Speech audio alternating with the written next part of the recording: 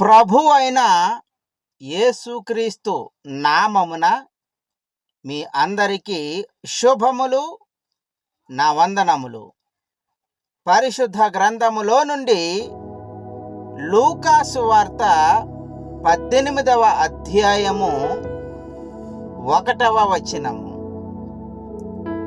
వారు విసుగక నిత్యము ప్రార్థన చేయుచుండవలెనని ననుటకు ఆయన వారితో ఈ ఉపమానము చెప్పెను.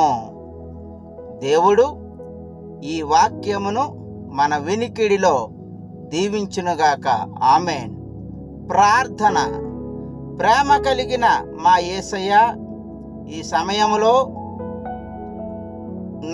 మాతో మీరు మాట్లాడి మాకు సహాయము చేయమని యేసు నామమున ఈ ప్రార్థన అడిగి వేడుకొనుచున్నాము తండ్రి.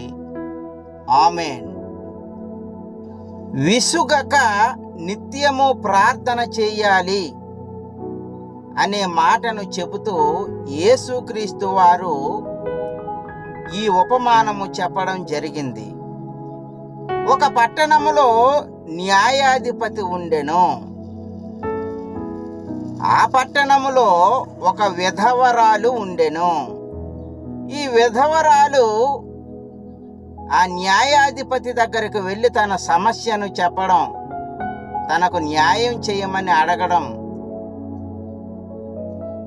ఆ అన్యాయస్తుడైన న్యాయాధిపతి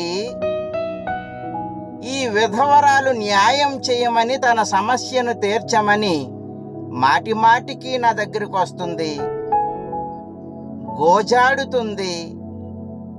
ఆమె నా దగ్గరకు ఇంకా రాకుండా ఆమెకు నేను న్యాయం చేస్తాను అని తనలో తాను అనుకొనెను.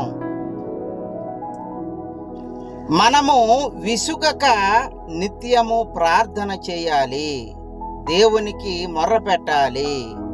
లూకాసు వార్త 18వ అధ్యాయము 7వ వచనంలో దేవుడు తాను ఏర్పరచుకొనిన వారు దివారాత్రులు తన్ను గూర్చి మొర్ర పెట్టుకొనుచుండగా వారికి న్యాయము తీర్చడా.